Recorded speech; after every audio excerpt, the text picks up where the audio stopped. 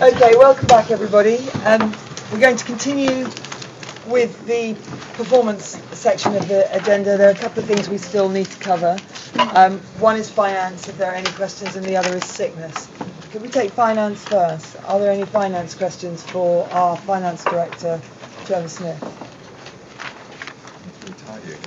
No, thank you, Trevor. I think you've covered off all our questions in your paper. Okay, let's move on to sickness. Roger Rawlinson, our HR director. Roger, are you there? I am. Fantastic. So Roger's with us on the phone, ready to answer any questions. Roger, I've been told that although we can hear you in the room, which is great, it may not be possible to hear you on the web version. So I'm going to have to précis your comments. Okay. So just warning you, that's what I'm going to do. Is there anything you particularly want to say, or would you just like to take questions on the sickness paper? No, this month's report is a short report, Chair, and quite a lot of the work is in business planning, really, for how we're going to take sickness management forward in the next financial year. Okay, thank you. So Roger's just said that most of the work going on at the moment is about forward planning, and this is a short report. I can see Steve Duncan and Louisa Donna both want to make points or ask questions. Steve, would you like to kick off?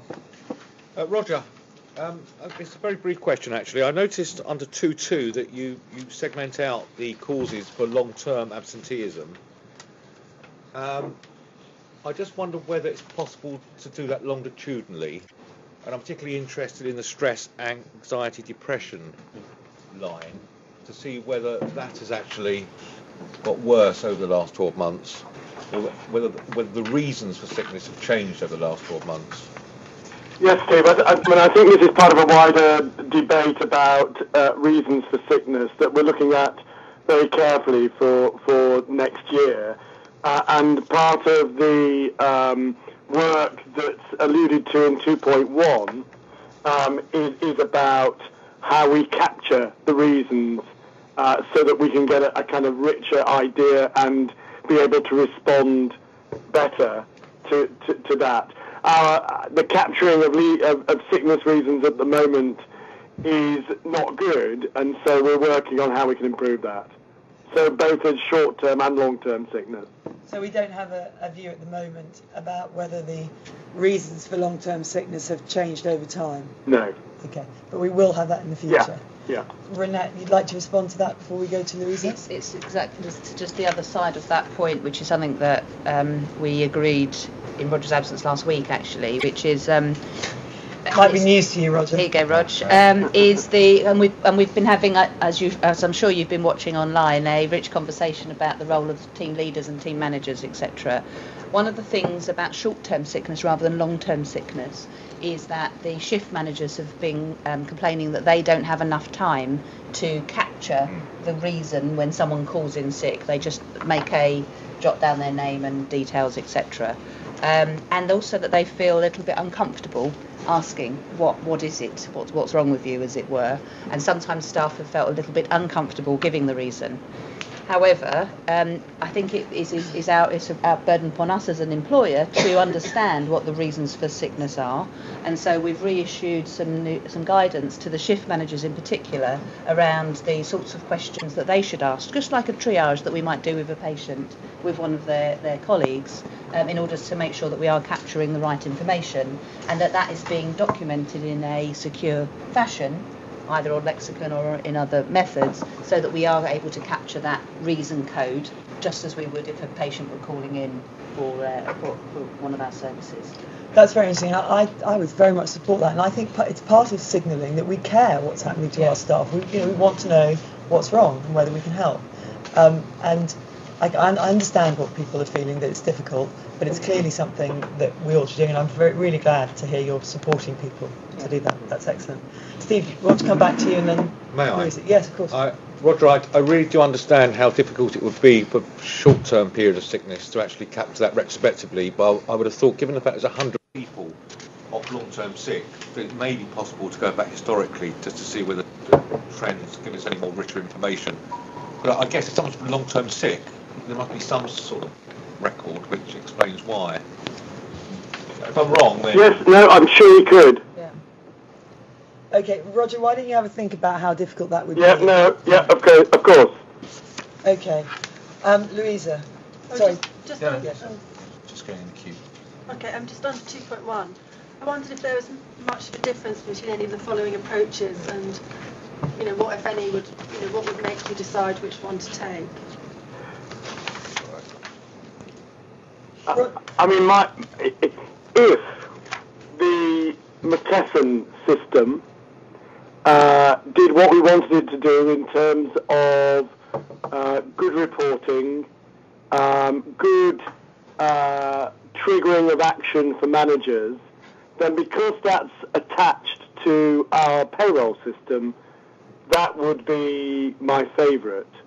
But the most important thing is the management of sickness here.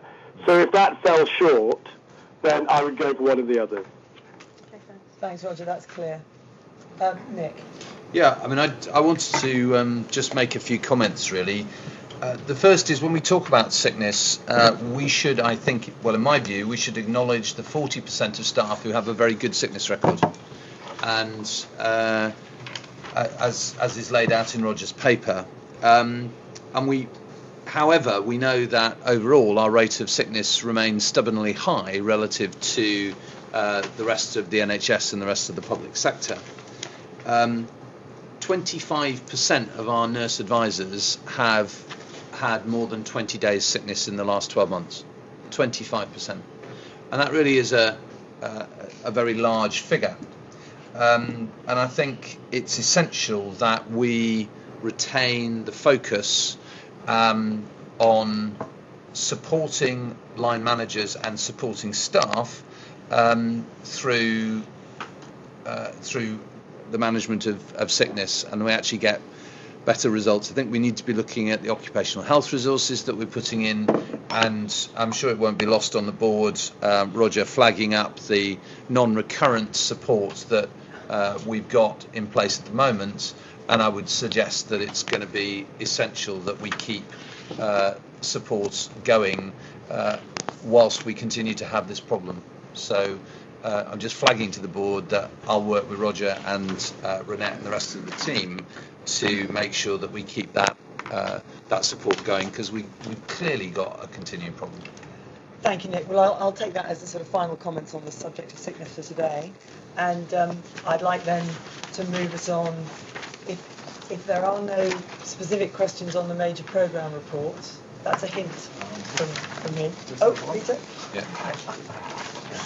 If I may, it was Roger's still there. Are you, Roger? I am, Peter. Thank you. It was about the. If I find it, bear with me. CE3. Yeah. The equality diversity. Now you've drawn this to our attention before, Roger, and Nick, come to that. And it's an area where perhaps we just need to make sure that the amount of work we're doing, certainly the requirements of the CQC compliance. That's what I was mainly concerned about, because I know you draw it to our attention before, Roger, and I'm just saying to you, are we online? That's really all I was asking. Okay, are we on track, Roger? Yes, we're online for CQC compliance with this chair. Our bigger challenge in equality and diversity is actually ensuring that there is a meaningful equality and diversity element in the analysis of our services rather than in our role as an employer. I'm very comfortable and confident that we're doing everything we should as an employer. What we do need to do is to make sure that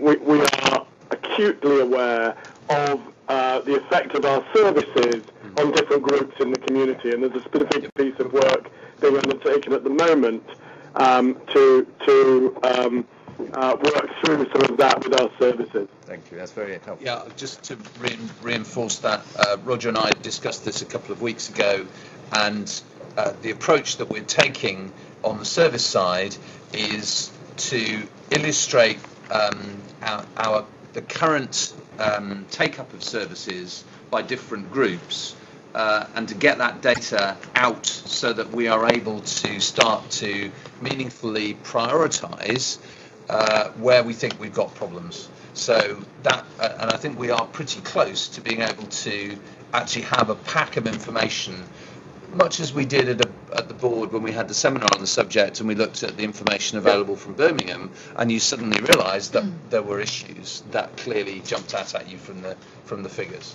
And we're approaching that in order that we can prioritise our service review and service redesign process so we're onto it. And like Roger, I don't get the sense that we are teetering on the wrong side of the CQC line. Thank you very much. Okay then, I will move on to the very short governance and compliance section of our agenda today. That's just a short, very succinct paper from UNEC reporting the use of the trust seal. Yes, I'm hoping you'll accept that for information. Yeah, looks like we will.